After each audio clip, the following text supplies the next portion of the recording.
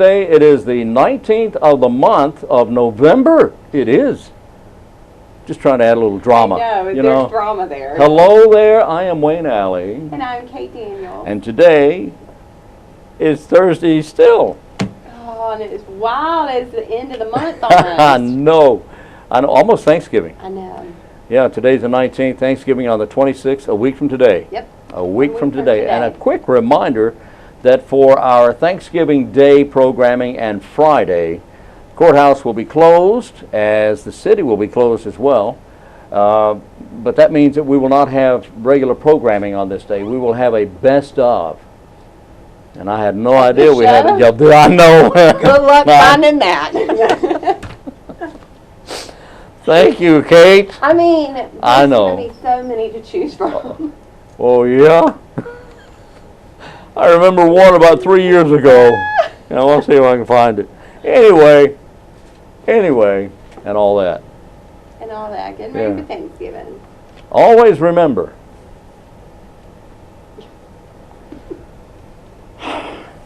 What have you got going on Oh, I have today? no idea. Let's see here what we've going on got. today? Oh, I know. We've got the 19th. Today is the Great American Smokeout. Oh. Yeah. Yeah. I'm a former smoker. Are you? Yes. Yeah, I smoked for a long time. When did you quit? Years ago. I don't remember exactly when. Congratulations.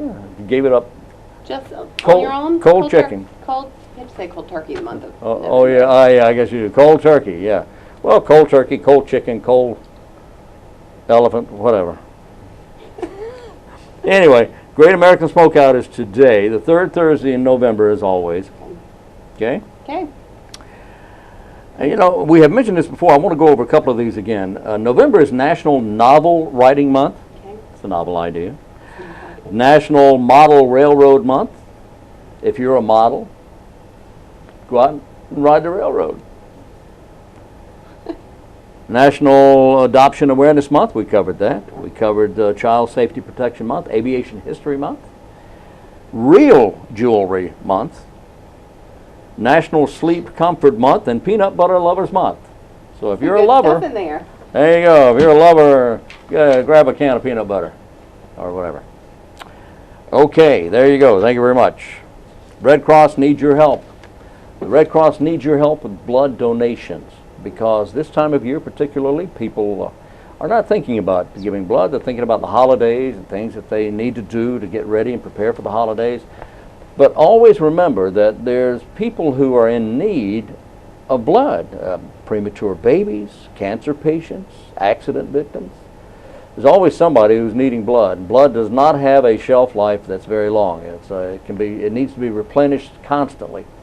So as you're traveling, think about it. This holiday season, what would be the perfect gift? Gee whiz.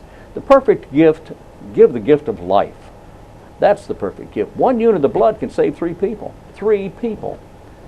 So think about that. Be sure you do the right thing and give blood. And go to the redcross.org website and type in your zip code, and a whole list of available blood drives in this area will come up. And I would certainly hope you're able to give a unit of blood during the holiday season. Right. And if you're not able to give, because there's multiple reasons why somebody can't give blood. That's true. You can volunteer in the canteen, which is after donors give blood. You have to stay around for about 10 minutes, have a little snack, have some juice, and talk. And that's a wonderful place to volunteer. You know, once a month or twice a year, whatever you can give, be it your time, financial, or your blood, the Red Cross appreciates it. That's exactly right. If you've been out of the country recently, you may not be able to give blood. If you have an issue, a health issue of some sort, you may not be able to give blood, but you can volunteer. And I will say, you know, before you give blood, there is a little exam. And I have heard more than 4 occasions in Wayne County where individuals were going to give blood, and that it caught something, be it blood pressure, or count was off a little bit. And it's like, you know, and the nurse will tell you can't give today because this number is not where it needs to be. But you might want to go check with your doctor. 4 people that I know of personally that have an issue has been caught early because they were going to give blood. Now that's pretty spectacular. Well, they prick your finger. That's and right. they do They're a quick checking, test. Yeah, they're checking your counts, and they're checking your blood pressure, and if you feel like you feel fine, it 4 people. I mean, it's pretty miraculous. That is have that is gone miraculous. to their doctor and found out that something wasn't quite right, and fortunately, they were able to get some assistance. You get a quick little exam there very quickly. Yeah. That's right. It doesn't cost anything. Oh boy. Yeah. That's right. Yeah. All right. So anyway, that's important, and I hope you're able to take care of that. Well, let's see what else we have here. Small Business Saturday. It's time to shop small in downtown Goldsboro. Work off that turkey. That doesn't sound right, does it? Oh yeah. Walk off that turkey and pumpkin pie by hitting the streets to tackle your holiday shopping this year. Downtown Goldsboro is home to dozens of great shops full of unique gift items that you just won't find in the big box stores. I mean, we've got so many nice places downtown. We've got great ones. Great places downtown. I mean, even the Arts Council has a gift shop. The Senior Center on East Ash Street has a gift shop. They're all over the place, all over the place. The historic has a Wayne County Historical Museum. Museum has a gift shop. Has a gift shop in it. I mean, there's a lot of places. That's right. The Plantation Shop right on off of Spence Avenue. There's lots of stuff, and I'll use this as a plug. Your smartphone, go to the App Store, download My Chamber app. You have 600 businesses in Wayne County at your fingertips. Whoa! Literally. So, whoa! My Chamber app. Just download it. My Chamber apps. Now, how do they know it's you? I mean, how do they know it's Wayne County? When you pull up in the App Store, you type in My Chamber app, your physical location will pull up and they will suggest Wayne County Chamber of Commerce. You click yes, and you've got it right there. So all the wonderful shops downtown, all the wonderful shops on the other side of the county, all of that's right there at your fingertips. That's you can, easy. And I'll use this example. If you've got a grandson that wants a North Face jacket, it's a brand of a jacket, you can type in North Face, and Bicycle World on Ash Street is going to pull up, because that is a brand that they carry. Really? You can, if you don't know where that is, you click on a map, it'll drive you there. You can call them to see if they've got the product. It's easy breezy. But we only advertise, obviously, chamber members. These are people who have committed to invest in your community, so help support them this holiday season. You know, most businesses in Wayne County do work with the chamber, do belong to the chamber. And if you're a business owner, boy, it would certainly make sense if you became a business who is associated with the Chamber of Commerce of Wayne County. Well, anyway, won't go into that, but because we do need to move along here. Yes. Shall we move along Shall here? we? Yes, we shall. What else have you got? Well, we're going to go. All right, we're going to go to our interview here, and we'll be back.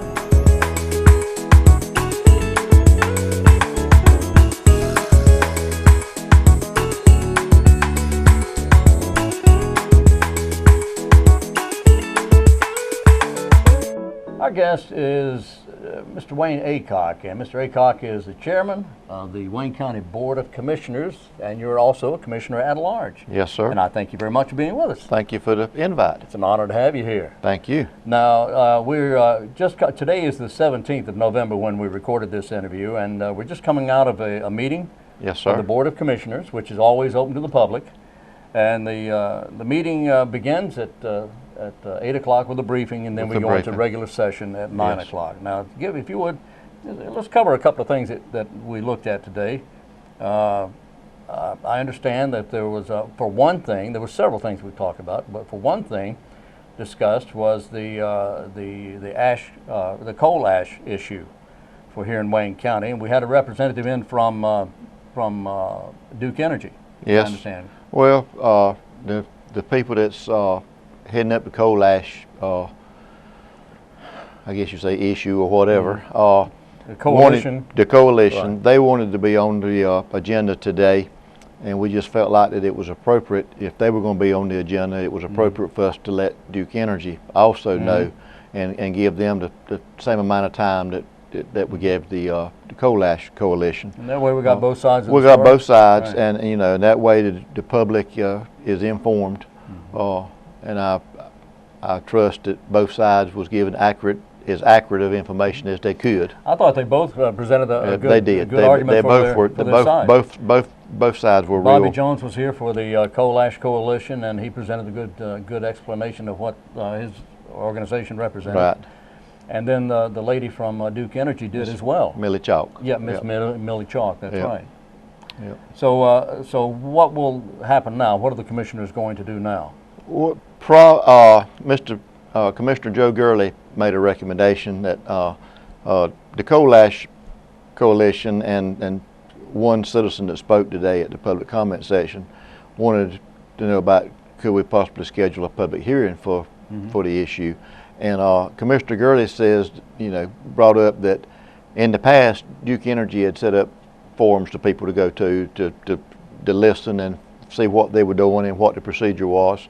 And he recommended that we probably do that again. And Ms. Chalk agreed that they would be more than happy to set up something probably out in the Rosewood community, since that's where the coal ash ponds are at. Right. And from that, I would have to presume that Duke Energy would be explaining what their position is, Right. and what the conditions are with the Right. coal ash at this point. Right. And also, I feel the last one, I went to the one out at Rosewood, and it was, I don't know, a couple of years ago, I guess. The Coal Ash Coalition would also have the privilege of being there. Yeah. I mean, it won't be one-sided. I mean, if they want to be there and present their stuff, I feel quite sure that would be okay. Well, I think that Duke Energy is taking the high road on this. It appears that they're aware of the public concern, and the public is concerned about Right. this. Is it a health issue, and what can we do about it? And I thought it was interesting that Ms. Chalk brought up the explanation that much of the coal ash is used in other areas. It's Right. not just thrown out there. That many times it's used in manufacturing and in Right. road construction, that sort of thing. Well, it's not going to be an easy, quick fix. No, I mean, no.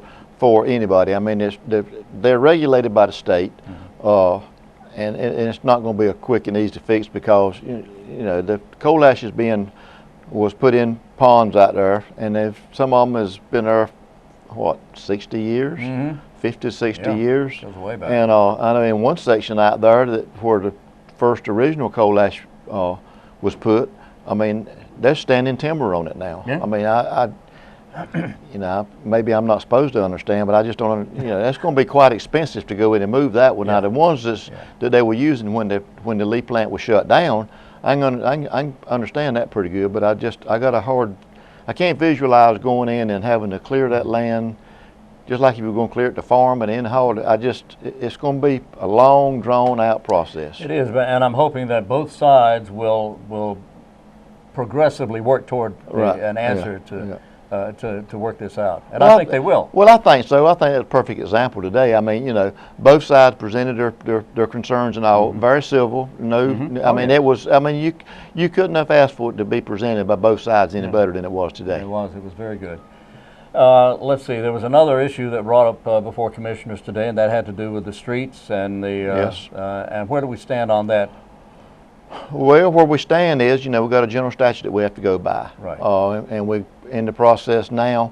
One of the first things was they had to have a petition with 75% of the landowners and road frontage.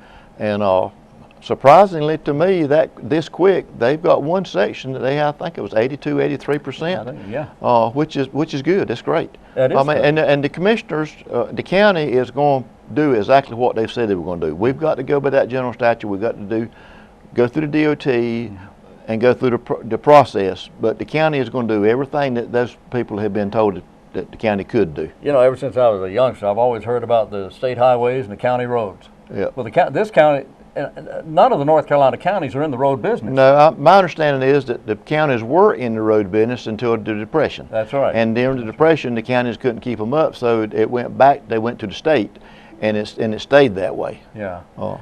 So the roads are the responsibility of the state, Right. and the county. We're not set up to do any of that. We have no paving equipment. No, we don't have anything anything. like that. No, and all of this will be under the guidance of DOT. Yeah. I mean, and it was said this morning, the streets that are in issue, they had to have been paved initially to DOT specs.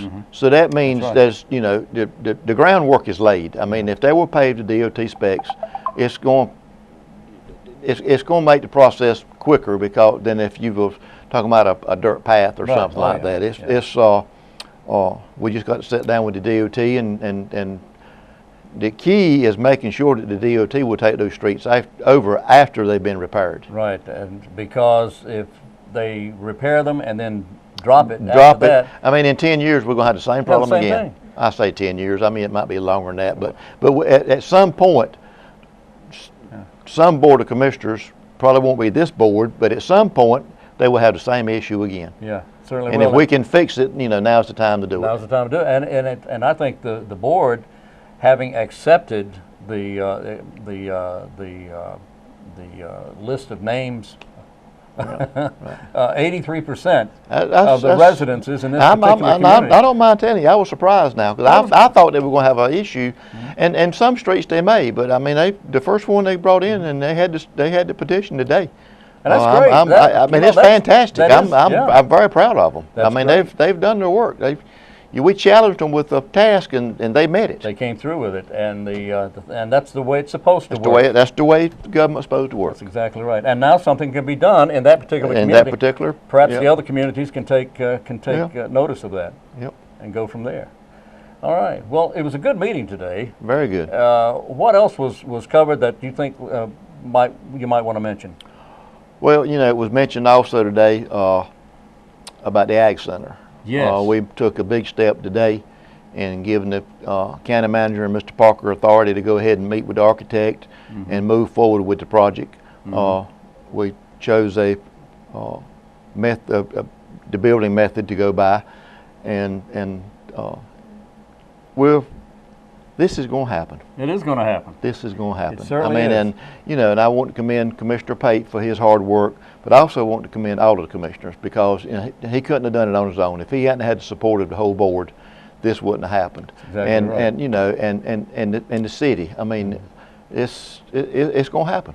It is going to happen. When there's something this big that would benefit this community so greatly. It's going to benefit the whole county. It will. Well, it benefit the entire county. The entire county. The entire county, and in fact, perhaps even the entire region. Well, that's what we're saying. That this. I think the initial drawing had Wayne County on it, but this is regional. Yes, it is regional.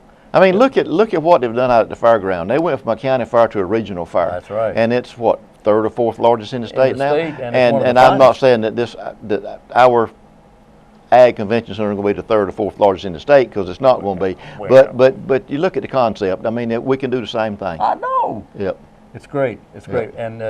And everybody recognized what a great thing this was, and actually, and it took a lot of teamwork. And to be honest, there may have been some pushback somewhere, but I have not heard of any pushback. I think we get criticized sometimes for spending money, but I have not had any pushback at all on this.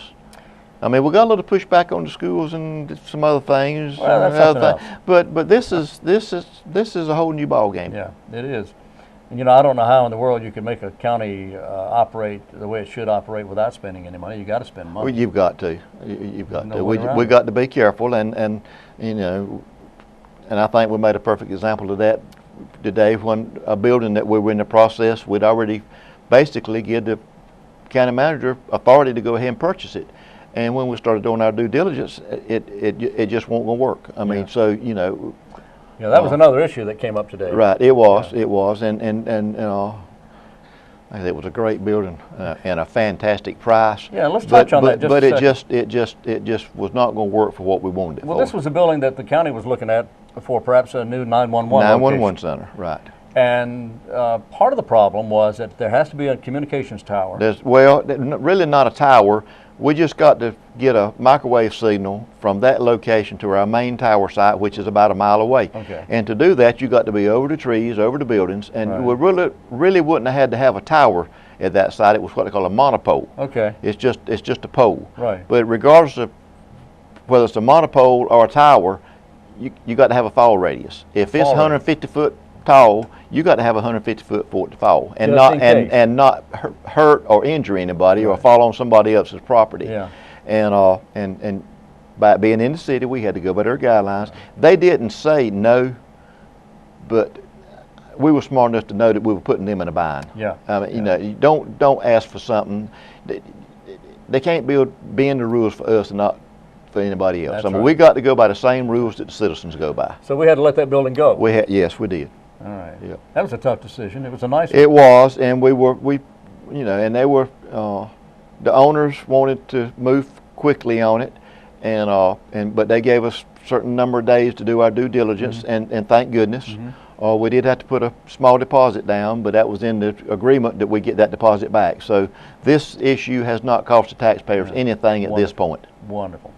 Wow, okay, so it was a good meeting today. Great meeting. And we're on to bigger and better things now. We are. All right, very good. Mr. Wayne Aycock. And if anybody has any questions, they can call the county manager's office to ask questions or contact you or any of the county managers. Any of the commissioners, yes. Any of the county commissioners or the county manager. Yes, sir. And I would say or me, but I don't want to. Well, I'm not going to give out my phone number on TV. That either. Anybody that needs it knows what it is. There you go. All right, Wayne Aycock, thank you so much. Thank you. All right. Thank you.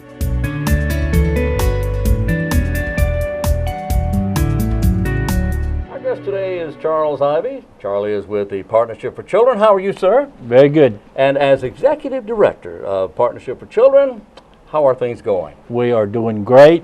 We've just had our annual meeting. Wonderful. To reflect over the accomplishments of the last year. And we have started a brand new endeavor that we wanted to talk about this morning. Oh boy. Yes. Okay. But you know what? You guys are so busy anyway. You've got 1,000 things that are going on all at the same time. We're constantly busy working with the children in Wayne County from birth to age 5. Right.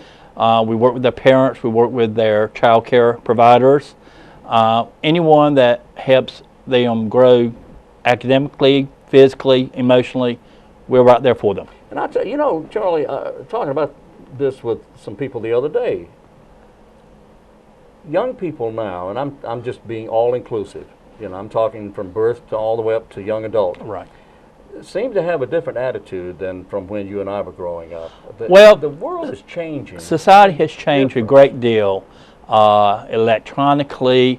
Most homes now have 2 working parents, and many children are left to their own devices. Exactly. That's where we feel that the community has to step in and help parents parent, and because we're all eventually responsible for these young people.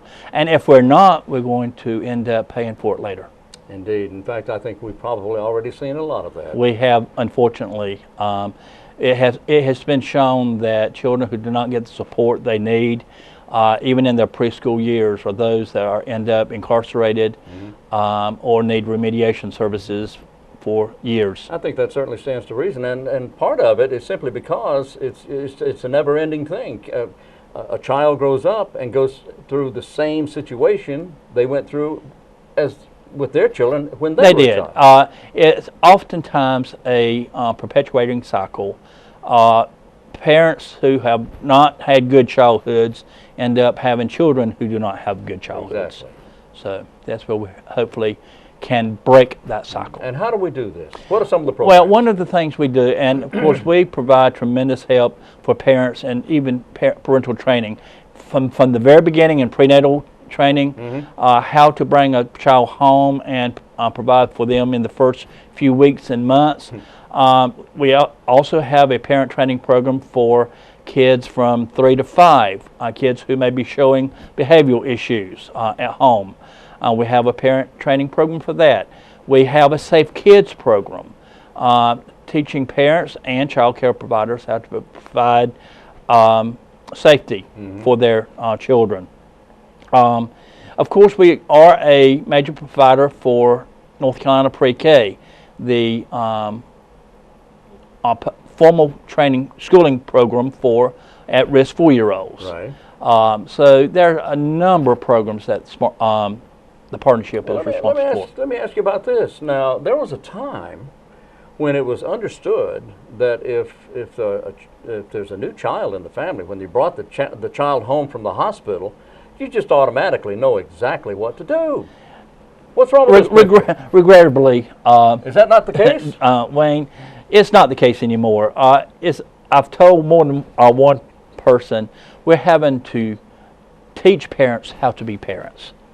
Parents are having children younger, and that's an issue, and that's another whole ball game. But there are parents that just need a tremendous amount of support. I just attended a meeting with a member of the Wayne County Public Schools. She said there's not a parent in this world who does not want the best for their child. True. The sad statement is that some parents do not know how to provide the best for their child. It's not that they don't want to, they may not have the resources to, they may not have the time to, they don't have the skills to. Once again, that's where the partnership comes in. And how many people do you have doing this at the partnership? Well, we have a staff of 18 people.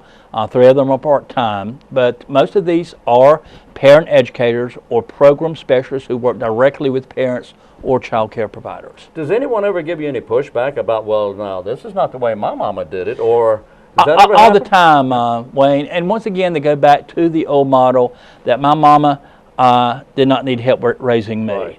Right. But in many cases, once again, both parents working outside the home. And regrettably, there's a lot of one-parent households nowadays. And so all of us need the support. And it's just a new world. Yeah. So you have a new program. Yes. Tell me about that. The Partnership for Children, of course, is an outgrowth of a couple of state programs. Four, which is now North Carolina Pre-Kindergarten. Right. Also Smart Start, which is an overriding program for support for kids from birth till they start school. The state, of course, is looking as a partnership, sees that the state and local communities must partner to provide these services. Money is increasingly tight all across the board, not only here at home, but of course in the state and the national levels. So our support needs to be augmented. So our board of directors has developed a program which we're affectionately calling the Big Ask, in which we're asking local businesses, organizations, and individuals to help support our programs for our youngest citizens. I could only guess that you're only able to get X amount of dollars from, do you get federal money? We get very, very little federal money. That is state. a great deal of state money. Okay. But that money is getting tighter and tighter. And one of the things which makes a great deal of sense, the state is expecting, is for the local communities to match part of the money in which we receive. For example, with our Smart Start money, for years and years, we've been asked to provide a 10% match. Well, next year that match is now 17%. And that translates something into $50,000. So what the state is looking at is we want you to show that you're committed. Your community is committed. Now, we do not get any county funds, which there are many wonderful programs in Wayne County receiving our county funds. So what we go to is looking for private grants and the support of individuals and organizations within our community. So without the augmentation, without the additional money coming in from the support from the local community, what would happen without that? Well, we would definitely have to cut some of our services, and at this point, the state could even take back some of their money. In other words, for every dollar that we do not raise, then they would take $1 back. Okay. And so that we are under the commitment to show our support for our own programs. Right. So Here in the here area. in Wayne County, If, yes. if the state says, here, you take this money, but there's got to be money coming in locally. Exactly. And and that money, that funds includes volunteer time. It also includes in-kind services. We have a lot of local organizations that provide help to us in terms of meeting space, where we provide trainings, such as at the Wages Head Start office. We also receive in-kind resources from other businesses to support some of our programs. And that volunteerism is also and all the in-kind resources does include. It's included. But we do have a certain percentage that has to be cash funds. Right. So. All right. So what we have doing in the next couple of weeks, we'll be sending out letters to individuals, to organizations, to businesses, asking for their support. We have developed a recognition system, and we're very proud of what we've done. For example, any contribution, you become a child sponsor. Okay. Contributions over $100, you become a child's ally. Contributions over $250, you become a child's advocate. Contributions over $500, you become a child's hero. And for the major contributors of those over $1,000, you become a child's champion. So we're looking for champion for our children. Champion for the children. So if businesses are interested in contributing, and just to be sure to let them know what they're contributing to is services for children from birth to 5. But we'll be glad to talk more about our programs. Of course, we're very fortunate to have your airtime from time to time. But we'll be glad to share with organizations or individuals more about our program if they just contact us. Charlie, if somebody comes to you and they say, well, look, I would love to be able to give, but I want to see some results. Is there a way to validate the results? That Yes. We are required, by the way, by the state Smart Start and NC Pre-K offices to share our results. Every program we have generally has a pre and a post assessment to show exactly what we do. And those are part of our public record. We are just published an annual report that has a great deal of the information that people would want to know, and we'd be glad to share that with anyone. All right. So all they have to do is come talk to you or Please talk to contact us at our offices on William Street, or they can check out our website, which is pfcw.org. That's Partnership Partnership for Children Wayne. pfcw.org. A lot of information is there.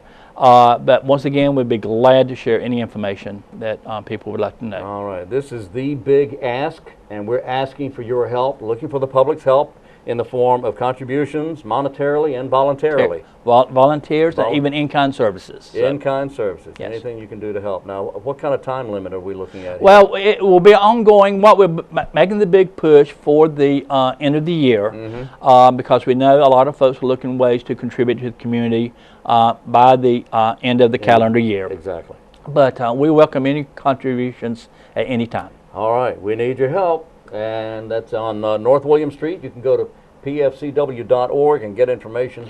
And one of my folks reminded me, we do have a Facebook page as well. Yes. So check us out on Facebook. And is that Partnership for Children on Partnership for Facebook? Children, Okay, yes. so Facebook.com/Partnership for Children. Yes. Charlie, thank you. Thank you so very much, Great Wayne. job. Thank you. All right, Charles Ivey of the Partnership for Children here in Wayne County. Thank you, Charlie. Thank you.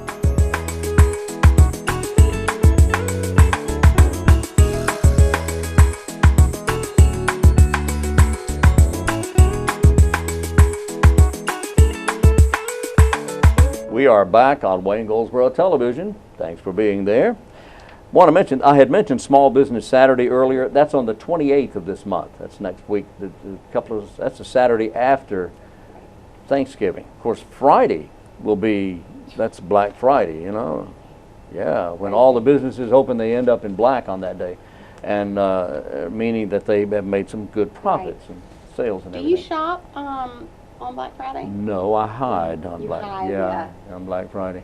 A lot of people do. No, but and I would encourage anyone to do it. Anyone who is looking for bargains, because there's so many bargains out there on Black Friday. I think you can do really good if you plan ahead of time. Got to do it. I mess up if you walk in and then you get overwhelmed and you're like, who am I even looking for before you get in there? Right. But I have a friend of mine who will go get coffee first thing in the morning, and she doesn't shop. She goes to people watch.